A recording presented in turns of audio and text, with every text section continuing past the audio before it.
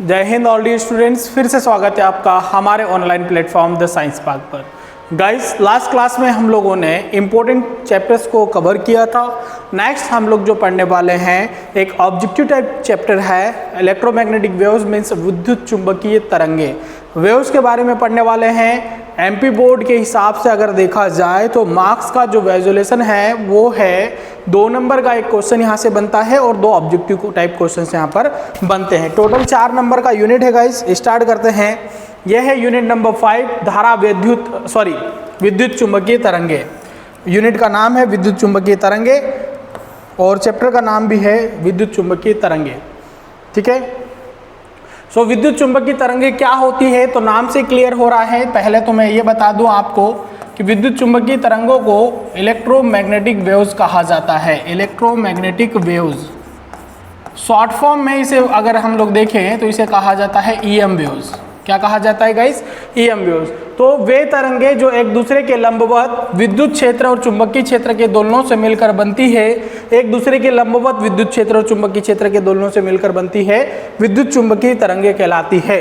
For example, इसके आधे part में इलेक्ट्रिक फील्ड, आधे पार्ट में मैग्नेटिक फील्ड, इस तरीके से ये वेव्स का जनरेशन होता है। इसी को कहा जाता है विद्युत चुंबकीय तरंगे। विद्युत चुंबकीय तरंगों के कुछ गुण हैं। क्वेश्चन जब बनता है तो बनता है कि विद्युत चुंबकीय तरंगे क्या होती है, इनके गुण लिखिए। तो विद्युत चुंबकीय तरंगे अनुप्रस्थ होती है, हमेशा ये अनुप्रस्थ चलती है। इसके अलावा ये तरंगे निर्वात में भी गमन कर सकती है। ये तरंगे त्वरित आवेश से उत्पन्न होती है, स्थिर आवेश से विद्युत चुंबकीय तरंगे नहीं उत्पन्न होती। ये तरंगे विद्युत क्षेत्र तथा चुंबकीय क्षेत्र के द्वारा अप्रभावित रहती है। निर्वात में विद्युत चुंबकीय तरंगों की जो चाल होती है वो प्रकाश की चाल के बराबर 3 × 10⁸ मीटर पर सेकेंड होती है। ये तरंगे निर्वात में भी गमन कर सकती है और ये तरंगे निर्वात में सीधी रेखा में चलती है, सीधी रेखा में गमन करती है। ये तरंगे परावर्तन, अपवर्तन, व्यतिकरण, विवर्तन तथा ध्रुवण का गुण दर्शाती है। जैसे जैसे प्रकाश तरंगे अपने गुणों को दर्शाती वही विद्युत चुंबकीय तरंगों के गुण हैं। ये तरंगे अपने साथ ऊर्जा का स्थानांतरण भी करती है। नोट है, विद्युत चुंबकीय तरंगों की सैद्धांतिक खोज जो है वो मैक्सवेल नाम के साइंटिस्ट ने की थी, जबकि प्रायोगिक खोज हर्ट्ज नाम के साइंटिस्ट ने की थी। विद्युत चुंबकीय तरंगों का मुख्य स्रोत गतिमान आवेश या त्वरित आवेश है और वायु या निर्वात में विद्युत चुंबकीय तरंगों की चाल का सूत्र C बराबर होता है 1/√में μ0/ε0। μ0 जो है वो चुंबकनशीलता, चुंबकीय क्षेत्र की पॉसिबिलिटी को दर्शाता है और ε0 जो है वो विद्युतशीलता, विद्युत क्षेत्र की पॉसिबिलिटी को दर्शाता है। नेक्स्ट, विद्युत चुंबकीय तरंगे जिसे ईएम वेव्स भी कहा जाता है और यांत्रिक तरंगों के बीच में क्या अंतर है? विद्युत चुंबकीय तरंगों को आप प्रकाश तरंगों के रूप में भी समझ सकते हैं, जबकि यांत्रिक तरंगों को आपको ध्वनि तरंगों के रूप में समझना होगा। ये तरंगे अनुप्रस्थ होती है, ये तरंगे अनुदैर्घ्य होती है।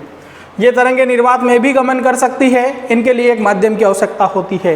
ये तरंगे विद्युत तथा चुंबकीय क्षेत्र के दोलनों से बनती है और ये तरंगे माध्यम के कणों के दोलनों से उत्पन्न होती है। इनकी चाल बहुत अधिक 3 × 10⁸ मीटर पर सेकेंड होती है, मतलब 1 सेकेंड में लाखों मीटर का ये जो है ट्रेवलिंग करती है। इसके साथ साथ इसकी चाल जो होती है बहुत कम 332 मीटर पर सेकेंड होती है। कई बार ये प्रीफिक्स जोड़ दिया जाता है कि 0 डिग्री सेल्सियस पर ध्वनि तरंगों की चाल क्या होती है, तो 0 डिग्री सेल्सियस पर 332 मीटर पर सेकेंड की वेग से ये गतिमान होती है। विद्युत चुंबकीय स्पेक्ट्रम, जो तरंगे हैं इनका स्पेक्ट्रम जो होता है वो कैसे प्राप्त होता है और स्पेक्ट्रम किसे कहा जाता है और किन किन तरंगों के रूप में यह प्राप्त होता है? कई बार क्वेश्चंस में तरंगों को अलग अलग पूछ लिया जाता है कि इन पर शॉर्ट नोट लिखिए, लघु निबंध लिखिए, इस तरीके का क्वेश्चन आता है। तो इसी को हम लोग समझ रहे हैं कि तरंगदैर्घ्य के अनुसार विकिरण की व्यवस्थित व्यवस्था को, मतलब विकिरणों को तरंगदैर्घ्य के क्रम में अगर हम लोग नियोजित करें तो उसमें जो स्पेक्ट्रम या अरेंजमेंट निकल कर आता है उसी को विद्युत चुंबकीय स्पेक्ट्रम कहते हैं। जिसमें कौन कौन सी किरणें प्राप्त होती है? गामा किरणें, एक्स किरणें, यूवी किरणें, दृश्य प्रकाश किरणें, अवरक्त किरणें, माइक्रो किरणें और रेडियो तरंगे या किरणें। ठीक है। एक्स किरणें आप समझते हैं, यूवी जो होती है इन्हें इंग्लिश में अल्ट्रावायलेट रेडिएशन कहा जाता है और अगर हम लोग हमारी लैंग्वेज में समझे तो इन्हें पराबैंगनी किरणें कहा जाता है। साथ ही साथ दृश्य प्रकाश किरणें जो होती है इसे इंग्लिश में विजिबल लाइट कहा जाता है। अवरक्त किरणें जो होती है इंफ्रारेड रेडिएशन होती है, माइक्रो किरणें और रेडियो तरंगे। शुरुआत करते हैं गामा विकिरण। वेवलेंथ या तरंगदैर्घ्य के आधार पर हम लोगों ने इसे अलग अलग पार्ट में बांटा है गाइस। तो इन विकिरणों की तरंगदैर्घ्य सीमा 0.001 एंगस्ट्रॉम से 1 एंगस्ट्रॉम है। इसकी खोज बेक्यूरेल तथा क्यूरी ने की थी। इसका स्रोत रेडियोधर्मी पदार्थ है, रेडियो एक्टिव पदार्थ है। ये किरणें आवेश रहित तथा उच्च भेदन क्षमता की होती है। इनकी जो पेनिट्रेटिंग पावर होती है वो बहुत अधिक होती है। ये किरणें फोटोग्राफिक प्लेट को प्रभावित करती है और इनका उपयोग कैंसर और ट्यूमर में होता है। एक अरेंजमेंट आपको यहाँ से मैं आपको बात क्लियर कर दूं कि किन्हीं किरणों के रूप में आपको समझना है या याद करना है या इन पर ऑब्जेक्टिव्स भी बनते हैं, तो हमें मेनली एक तो इनकी तरंगदैर्घ्य का क्रम पता होना चाहिए, दूसरा इनका स्रोत पता होना चाहिए, इनकी एक प्रकृति पता होना चाहिए कि ये प्रभावित करती है फोटोग्राफिक प्लेट को या नहीं करती है।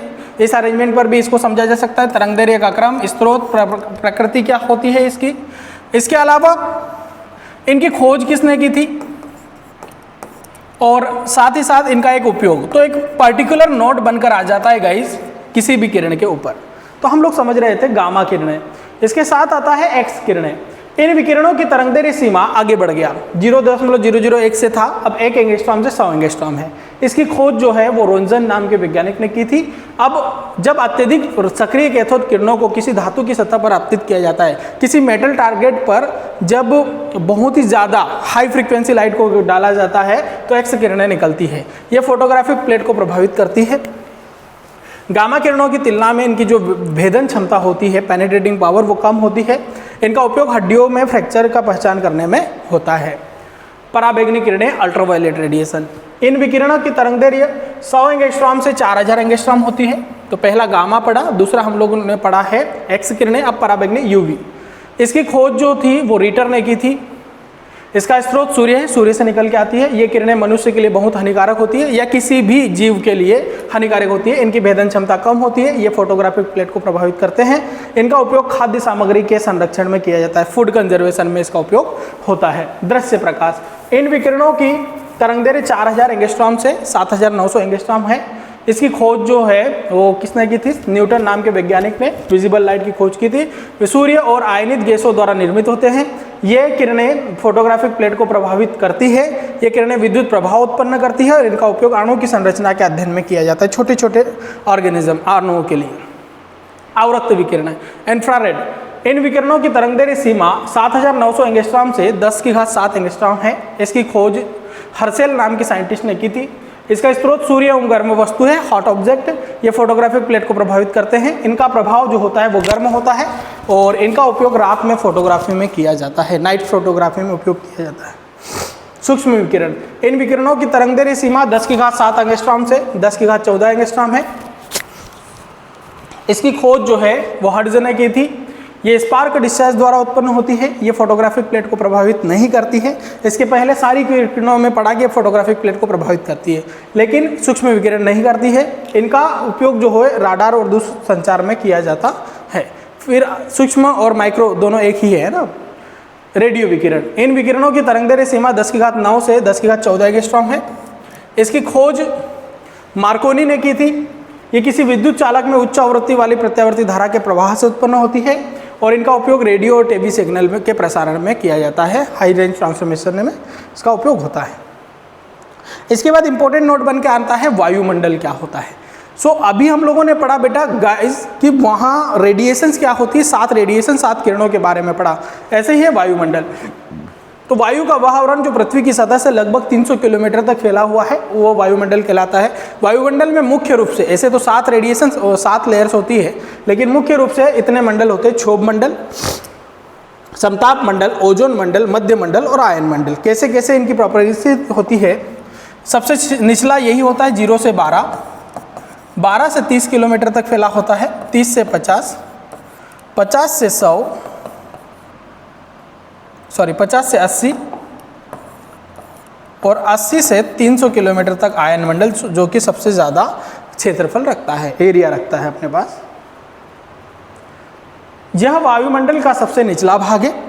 यह परत पृथ्वी की सतह से लगभग 12 किलोमीटर कि ऊपर तक फैली हुई है। जैसे ये पृथ्वी की सतह है तो पहली जो रेडिएशन है, ये मंडल जो है, यहाँ तक का जो मंडल है ये क्षोभ मंडल होता है।